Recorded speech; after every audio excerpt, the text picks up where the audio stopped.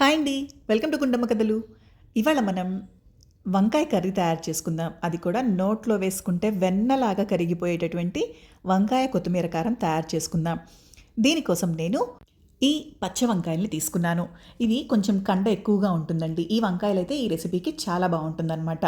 వంకాయలు కట్ చేసుకునే ముందు నీళ్ళల్లో కళ్ళుప్పు వేసుకొని కట్ చేసిన వంకాయ ముక్కల్ని అందులో కనుక వేసుకున్నట్లయితే వంకాయలు కండ్రెక్కకుండా ఉంటాయి. అంటే నల్లగా మారిపోకుండా టేస్ట్ చేంజ్ అవ్వకుండా ఉంటాయి. అందుకని నీళ్ళలో కంపల్సరీగా ఉప్పు వేసుకోవాలండి. వంకాయల్ని మనం రెగ్యులర్ డైట్లో భాగంగా తీసుకోవచ్చండి. దీనివల్ల కొలెస్ట్రాల్ లెవెల్స్ కూడా తగ్గుతాయన్నమాట. ముందుగా ఒక ప్యాన్ పెట్టేసుకొని అందులో 2 టేబుల్ స్పూన్లు ఆయిల్ వేసుకున్నాను. ఆయిల్ వేడెక్కిన తర్వాత మనం కట్ చేసుకున్న వంకాయ ముక్కల్ని కూడా ఆయిల్లో వేసుకొని ఫ్రై చేసుకోవాలి. ఇవి ఫ్రై చేసుకునేటప్పుడు దీనిలో కొంచెం అంటే పావు స్పూను ఉప్పు మాత్రం యాడ్ చేసుకొని ఫ్రై చేసుకుంటున్నాను. ఇందులోనే ఒక పావు స్పూన్ పసుపు కూడా వేశాను. అంటే ఈ ముక్కలకి ఉప్పు కొంచెం పసుపు పట్టేలాగా మగ్గనిస్తున్నారనమాట ఆయిల్లో.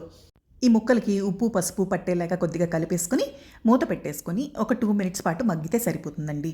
ఈ లోపుగా మనం కొత్తిమీర కారాన్ని తయారు చేసుకుందాం. దానికోసం మిక్సీ జార్ తీసుకొని ఇందులో వేపిన పల్లీలు 4 టేబుల్ స్పూన్లు యాడ్ చేశాను. వేపి పొట్టు తీసిన పల్లీలు, అలానే పచ్చిమిర్చి మీ కారాన్ని బట్టి యాడ్ చేసుకోండి. 2 పెద్ద సైజు ఉల్లిపాయలని కట్ చేసి వేసుకున్నాను. ఒక హ్యాండ్ ఫుల్ ఆఫ్ కొత్తిమీరను కూడా కడిగి యాడ్ చేశాను. వీటిని మిక్సీలో గ్రైండ్ చేసుకుందాం. ఇది బాగా పేస్ట్ లాగా కాకుండా కొంచెం బరకగానే గ్రైండ్ చేసుకుంటున్నాను. చూడండి, ఈ విధంగా గ్రైండ్ చేసుకుంటే సరిపోతుంది. ఈలోగా మనం వంకాయలు మగ్గాయేమో ఒక్కసారి చెక్ చేసుకుందాం. మనం రెగ్యులర్గా చేసుకునే నల్ల వంకాయల కన్నా కూడా ఈ వంకాయలు బాగా కండ కలిగి ఉంటాయి. అంతేకాకుండా టేస్ట్లో కూడా రెండిట్లో చాలా డిఫరెన్స్ ఉంటుందండి.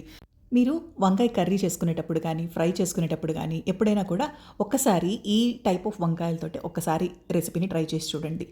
వంకాయలు మగ్గిపోయాయండి. నేను ఇప్పుడు ఒక బౌల్లోకి తీసేసుకుంటున్నాను. ఇప్పుడు అదే ప్యాన్లో ఆయిల్లో కొద్దిగా ఆవాలు, కొద్దిగా జీలకర్ర వేసి అవి చిటపటలాడిన తర్వాత హాఫ్ స్పూన్ పచ్చిశనగపప్పు వేశాను.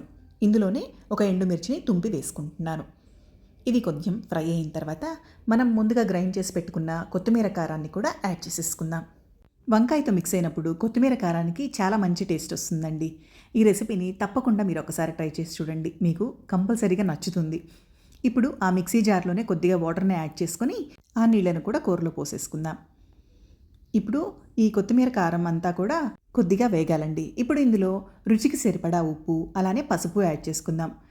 ఉప్పు కొంచెం తగ్గించి వేసుకోండి, ఎందుకంటే మనం ఆల్రెడీ వంకాయ ముక్కలు వేపుకునేటప్పుడు ఉప్పు యాడ్ చేసాం కాబట్టి ఇప్పుడు తగ్గించాలి. ఇప్పుడు ఈ కర్రీలోనే ఒక హాఫ్ స్పూన్ వరకు గరం మసాలా కూడా యాడ్ చేసి మొత్తం మిక్స్ అయ్యేలాగా కలిపేసుకుంటున్నాను. ఇప్పుడు మూత పెట్టేస్తే ఈ కర్రీ మనకి చక్కగా ఉడికిపోతుందండి. ఒక 2 మినిట్స్ పాటు మీడియం ఫ్లేమ్లో పెట్టుకున్న తర్వాత చూడండి, బబుల్స్ వస్తూ ఈ కర్రీ అంతా కూడా చక్కగా ఉడికింది. ఇప్పుడు ఒకసారి కలిపేసుకొని ఇందులో మనం ముందుగా ఫ్రై చేసి పెట్టుకున్న వంకాయ ముక్కల్ని కూడా యాడ్ చేసుకుందాం. వంకాయ ముక్కలకి ఈ కొత్తిమీర కారం అంతా కూడా చక్కగా పట్టేలాగా కలిపేసుకొని మూత పెట్టేసుకొని జస్ట్ 2 మినిట్స్ చాలండి. ఎందుకంటే ఆల్రెడీ వంకాయలు మగ్గిపోయాయి కాబట్టి మూత పెట్టేసుకొని ఇప్పుడు 1 or 2 మినిట్స్ కుక్ చేసుకుంటే సరిపోతుందండి. మనకి ఒక 2 మినిట్స్ తర్వాత మూత తీసి చూడండి, మంచి వాసనతోటి గుమగుమలాడుతుందండి కర్రీ కూడా. మనకి చుట్టుపక్కల అంతా కూడా ఆయిల్ రిలీజ్ అయింది అంటే మనకి కర్రీ రెడీ అయిపోయినట్టే. ఇప్పుడు స్టవ్ ఆఫ్ చేసేసుకొని వేరొక బౌల్లోకి సర్వ్ చేసేసుకుందాం. చూడండి, మనకి వంకాయ కొత్తిమీర కారం రెడీ అయిపోయినట్టే. వేడి వేడి అన్నంలో ఈ కర్రీ వేసుకుని కనుక తింటే నోట్లో అమృతంలా ఉంటుందండి. ఒక్కసారి ఈ రెసిపీని ట్రై చేసి చూడండి. ఎలా వచ్చిందో కామెంట్ బాక్స్లో కామెంట్ చేయండి.